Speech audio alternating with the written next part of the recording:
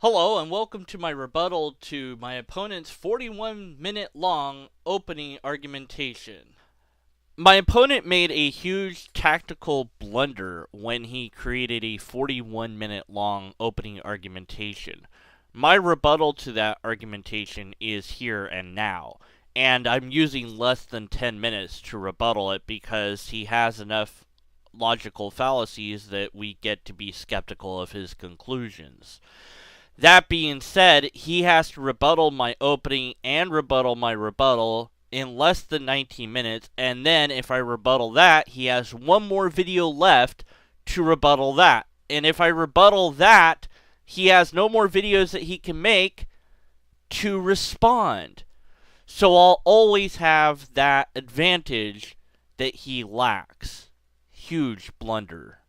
My opponent makes a lot of logical fallacies in his opening argumentation. He commits a formal fallacy of shifting the type of dialogue when he asks a series of questions. Every time he asks a question, he's attempting to engage in information-seeking dialogue, but we're in persuasionary dialogue. The time for questions was before we entered this debate, not during the debate. All of those questions also gain the informal fallacy of being irrelevant questions. They are questions that are simply irrelevant. I can't answer them because if I did, I would be breaking the rules of debate. Jason suggests that I have to provide a historical methodology, which I did produce in my opening argumentation. Now, I don't use a specific historian, but I don't need to. Either my methodology is valid or it's invalid. We don't need to appeal to authority to validate or invalidate things. And in fact, appealing to authority could actually make my argumentation logically fallacious. So I'm not going to appeal to authority.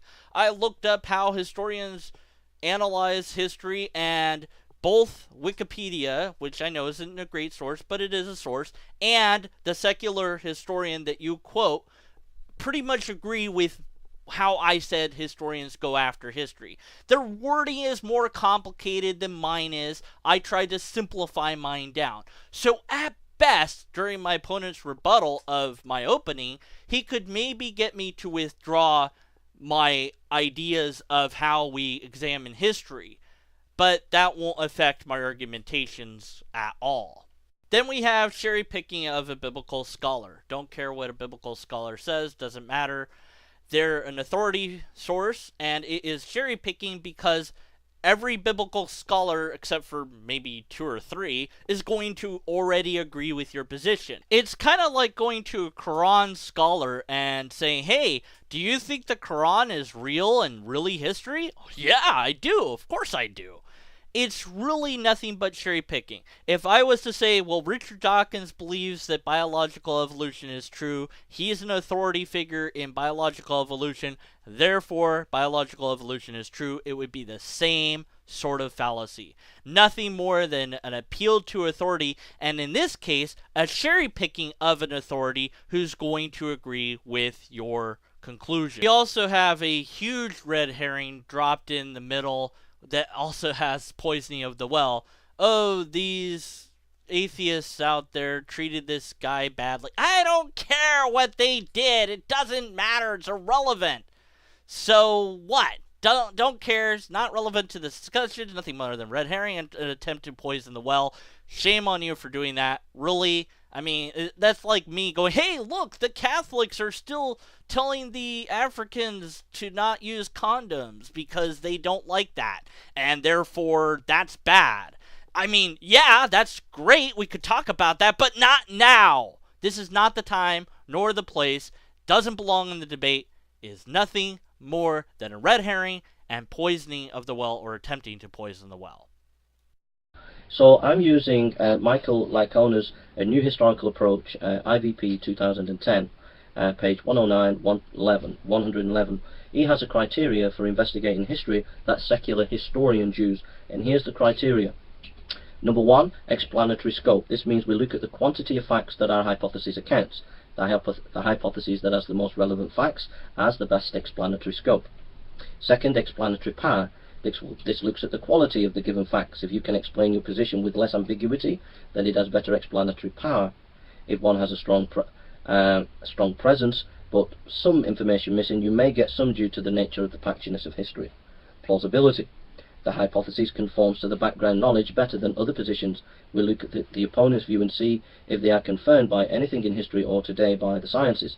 Fourth, less ad hoc. When we use less non-evidenced assumptions, we are in a better position than using such arguments that lack any evidence. Mark was penned 50 plus years after these supposed events, and it did contain the resurrection bit. So let's just say that this was an oral story up until then. And let's further assume that this oral story always contained the miracle events. Mark didn't pen down the most important part, which is the resurrection bit. That didn't come in until sometime later, and then was introduced into the Mark story, and then 10 to 20 years after that, then you get the next gospel story that's written, and then 10 to 20 years after that, you get the next one, and so on and so forth. So these stories, at best, were about a man who did miracles somehow, and Mark wrote those down, and the character there died. But there's really no reason to think that they were always that in the oral tradition, although if you want to say that they were, there's no way to confirm it, no way to deny it. I'm sort of skeptical of it. I think that the more likely explanation is that there was somebody named Jesus. I'll grant that. And that he went around and was a rebel, and maybe he preached some stuff about being nice, and maybe that's why he died. And so this story might have been something that was well known, or it might have even been an urban legend. But nonetheless, it was a well-known story, and people were telling this story over and over again because it was a good story, how somebody rose up against the powers that be, but then was struck down tragically. It's a story, and then eventually supernatural stuff started being added into the story. And as it evolved, and as it was passed on, more and more supernatural things got added to it, until somebody wrote down the most supernaturalistic version of it, and then once it was written down, later on, people continued to add to it orally, and then eventually wrote down what those new oral traditions were into the writings, and you have eventually what becomes our Bible today. So, in other words, it was a legend. It was made up by the people, for the people, because the people wanted it. And somebody somewhere believed it because they did.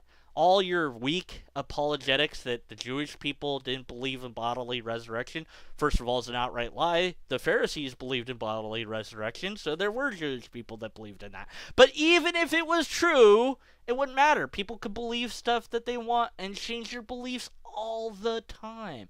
People believe that Scientology is a real thing, and they do so based on a fictional book that people know is fiction. But they didn't care. They decided, no, we're going to believe that this book is real, and we're going to make a religion around it.